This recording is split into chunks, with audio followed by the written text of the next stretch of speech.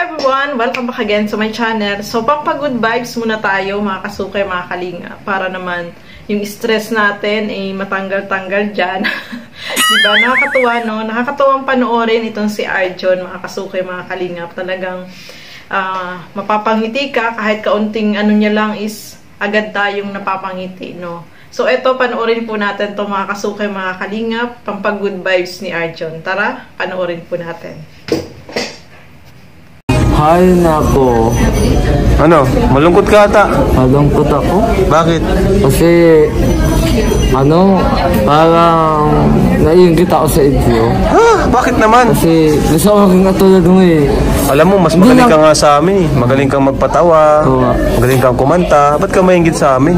Pero hindi lang naman din yung kinakaingitan ko. Kasi yung katangian ko yan. At hindi, ayun, yung niya. Gusto mo maging matubang? Oo. Matagal ko na rin ano. Kung gusto mo maging matubang, ayun si Pao, kapatid ko. Magpakilala ka. Magpakilala ka, ayun si Pao.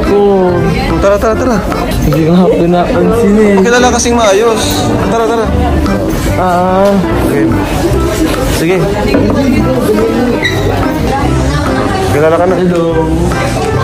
Hindi mo nyo pakilala.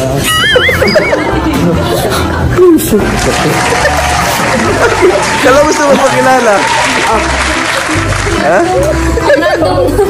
Ato tao, ganit ako sa atin. Oh, di man daw. Kahit di mo ako napansin. Uy! Ba't di mo daw siya pinapansin, Pao? Di man daw? Baka di ka lang nagkipag-usap. Hindi, alam ko naman kasi lalaki sa English.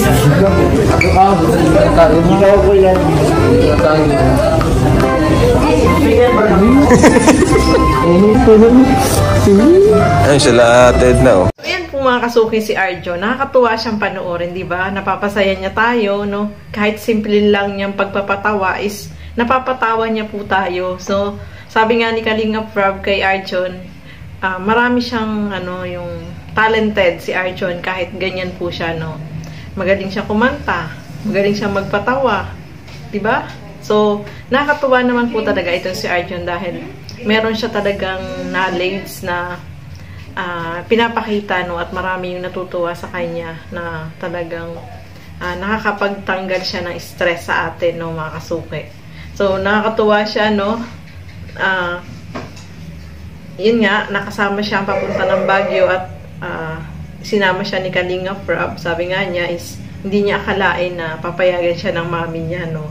So, nakakatuwa si Arjon is talagang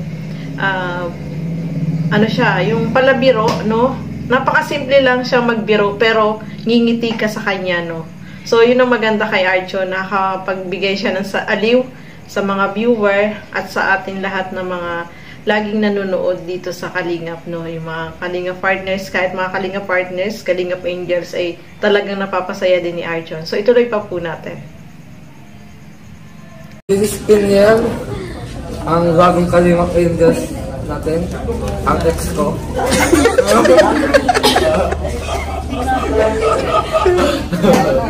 Joke na! Oh. Ito si Pinyel, ang bagong Kalingap Angels, at na-scout siya ni Kuya Val, tama? Na-scout ko. Nakatingin sa raba yun, nakatingin sa'yo. At ang kanyang ama ay wala na, kaya inaunsa ni Kuya Val at pinatira niya ko sa bahay niya. Kaya isa na siyang Kalinga. Ayan. Mahalin niya siya ng parang tunay na kapatid.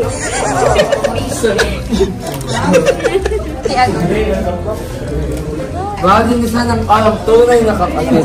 Tulad ng pagawa ko sa ano.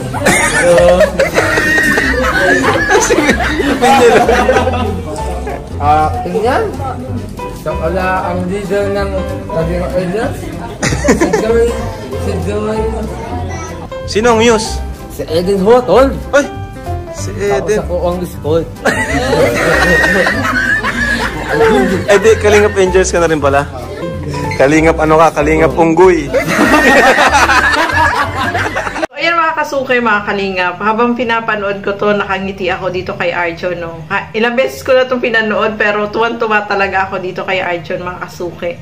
Kasi, napakasimple niyang magbiro, pero sa atin, mangingiti ka talaga, no? Mapapahagak ka ng tawa dito kay Arjon. So, nakakatuwa talaga si Arjon. Kahit si Kuya Bal ay natawa din sa kanya, eh, no? Si Arjon talaga yung tipo na kapag malungkot ka, siyang pinanood mo, siguradong ngingiti ka, mga kasukay, mga kalingap. At gusto daw niya maging matubang. Di ba? Gusto niya maging matubang. Maraming talented. Talented itong si Arjon, mga kasukay, mga kalingap, no? Kahit na meron siyang kapansanan, is talagang siya, yung magaling siyang magpatawa. Matutuwa ka sa kanya. Ano ba yung tawag doon? Joker, no? Kasi simpleng, lang niya, bitaw ng salita niya, ay mapapangiti ka na sa kanya, no? At, magaling pa siyang kumanta, no? Magaling pa siyang kumanta. Tapos, naalala ko, mga kasukay, nung yung huling araw nila doon sa, sa Baguio, is pinagsalita siya ni Kuya Bal. Tapos, yung sarili niya, parang, kahit daw siya, parang yung sarili niya ay binababa niya. Sabi nga sa kanya ni Kuya Bal, wag mong ibaba yung sarili mo dahil special ka. Marami kang talent at marami kang napapasaya na tao, no? Tama po yun, no? Kasi parang dinadaw niya yung sarili niya dun sa pagsabi niya na yung siyempre, inano niya yung sa itsura niya, no? Wala naman po sa itsura yun, sa pakikisama. Marami siyang talent at marami siyang napapasaya. So, hindi naman po yun makikita sa mukha ng isang tao, kundi sa puso, no? So, si Arjon is special dahil siya, yung talented, no, mga kasukay. Kaya marami po yung natutuwa sa kanya, lalo-lalo na ito si Kalinga Prab, no? Mahal nga siya ni Kalinga Prab, diba? So, kung makikita nyo naman po, is talagang asikaso siya ni Kalinga Prab. So, ayan. Alam ko na pangiti po kayo ni Arjon, no, mga kasukay, mga kalingap. At alam natin na si Arjon ay talented at napakabait at sobrang yung mahilig siyang mag-joke, no. So, alam na natin yung ugali ni Arjon, di ba? So, ayan, mga kasukay, mga kalingap. Maraming salamat po sa inyong panonood at lagi po natin suportahan Bal Santos Matubang, Kalinga Prab at Edna Vlogs at yung aking YouTube channel, Gandang Emmy. Sa mga hindi pa po nakapag-subscribe, please subscribe and please hit the notification bell para lagi po kayong updated sa aking mga ina-upload na mga reaction video. At mega love shoutout po sa ating lahat. So maraming salamat po. Bye-bye!